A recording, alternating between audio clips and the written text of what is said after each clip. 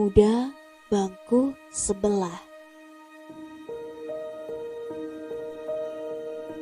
Yone Melaso.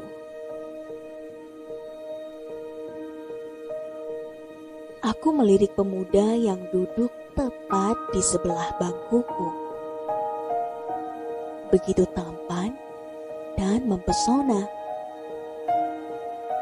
Sesuai dengan namanya, Dimas Anandara.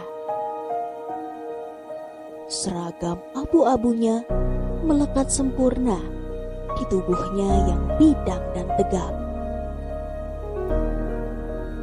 Pemuda inilah yang berhasil mencuri perhatian seluruh gadis di sekolahku, termasuk Diana, sahabatku. Dan aku mengutuk keberuntunganku untuk duduk sebangku dengan pemuda ini. Aku tidak membenci pemuda itu. Justru sebaliknya. Aku jatuh cinta padanya. Tapi sahabatku adalah satu-satunya hal yang menghalangiku untuk jatuh cinta lebih dalam padanya.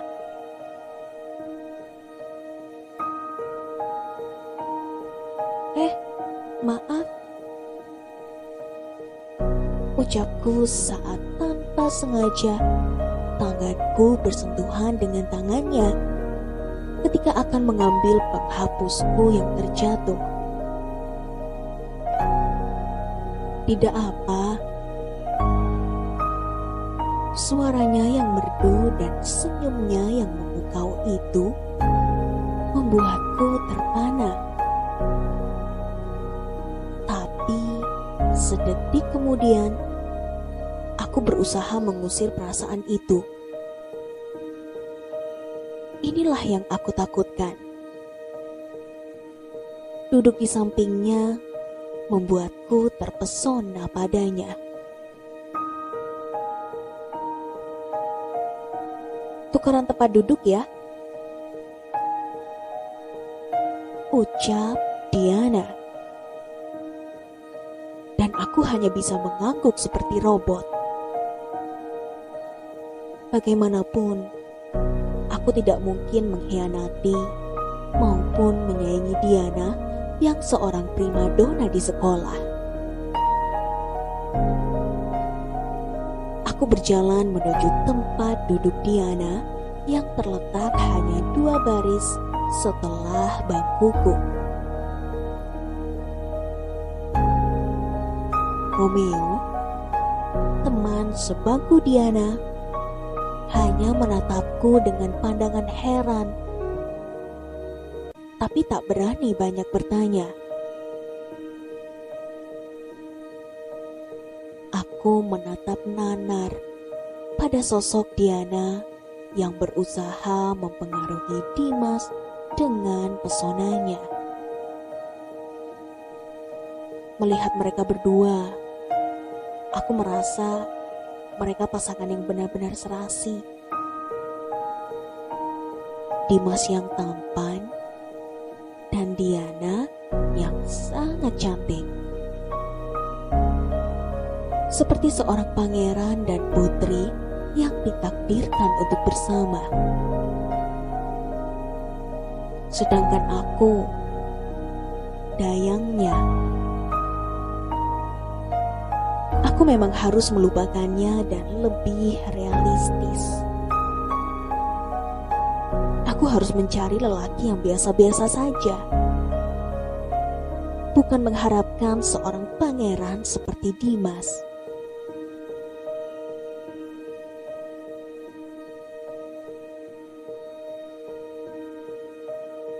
Apakah ini mimpi? Apakah penglihatanku salah?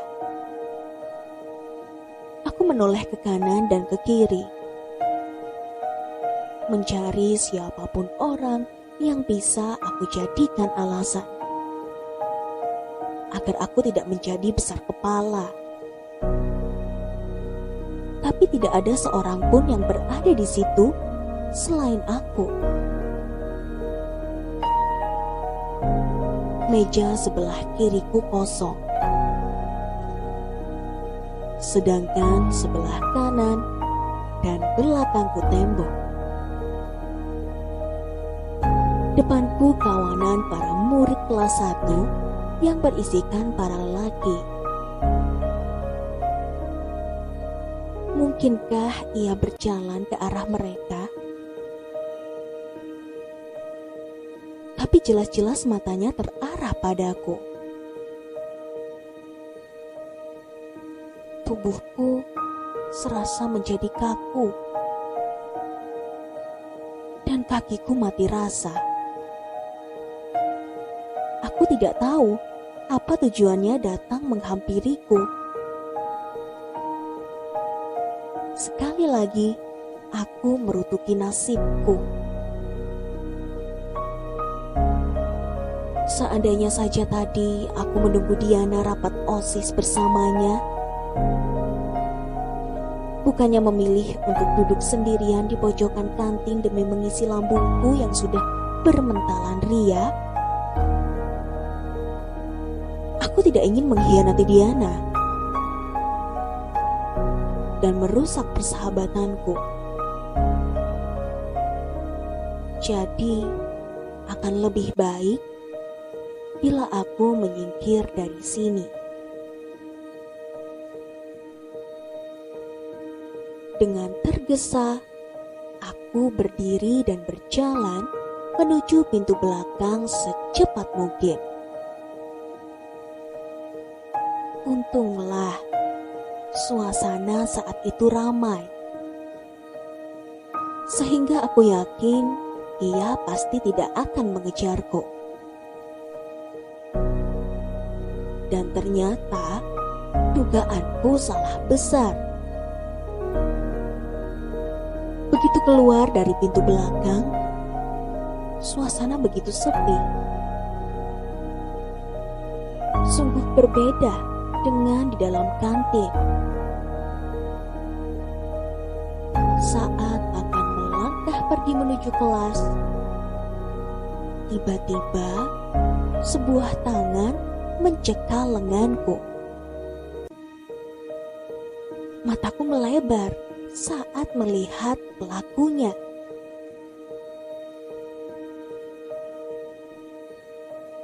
"Ada apa?" tanyaku.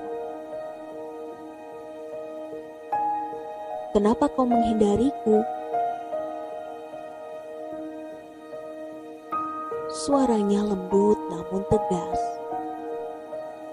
Raut wajahnya mengeras.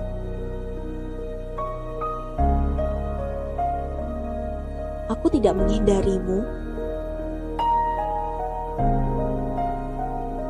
Aku bergetar, menyadari tangan besarnya tetap berada di lenganku.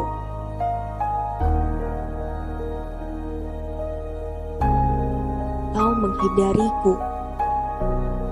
Tadi kau pergi begitu melihatku datang, dan kau pindah ke bangku Nadia."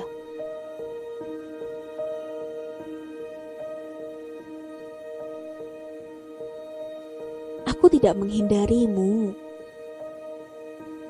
Lagi pula, itu kan hakku. Kita tidak ada apa-apa." Aku terkejut mendengar ketegasan dalam suaraku. Ucapanku membuatnya melepaskan tangannya. Dan anehnya, aku merasakan kehilangan.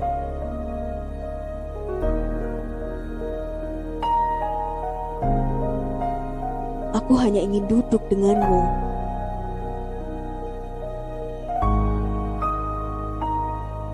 Kata-kata itu hampir membuat aku melayang.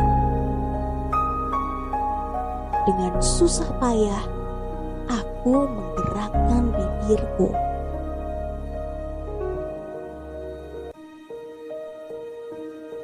"Mengapa?"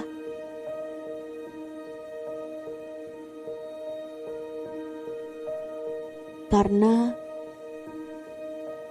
aku menyukaimu.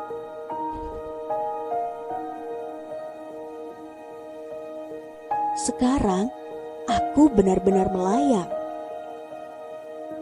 Tapi sosok gadis cantik menghampiri benakku dan membuatku jatuh ke bumi.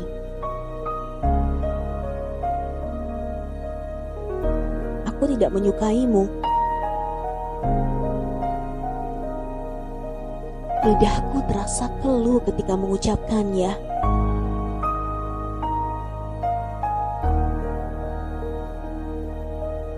Kau berbohong.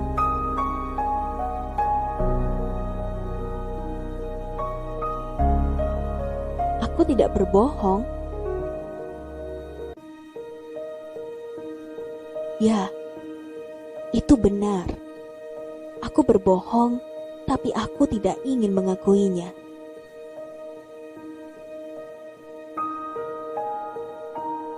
Kau tidak berbohong, hanya tidak jujur. Apa ini karena Diana?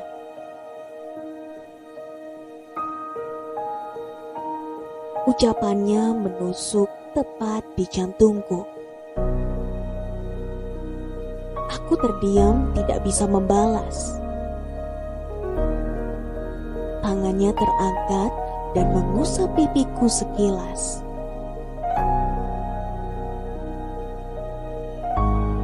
Aku akan mendapatkanmu.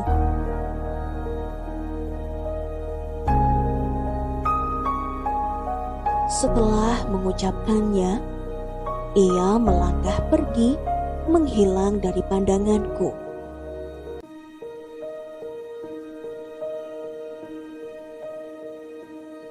Aku termangu. Kehangatan jemarinya masih membekas. Dan kata-katanya terngiang di kepalaku. Mendadak, kepalaku terasa begitu penuh dan dunia seakan berputar. Kakiku seakan tak kuat menahan beban tubuhku. Aku berjongkok dan menyerukan kepalaku ke atas lutut. Bayangan Diana dan ucapan pemuda itu terus berputar memenuhi kepalaku. Dalam kondisi seperti ini, aku teringat ucapan kakak sepupuku beberapa waktu lalu. Masa SMA adalah masa terumit dan masa di mana kamu harus bisa belajar untuk mengambil keputusan sendiri. Ya, itu benar. Aku bukan masih SMA,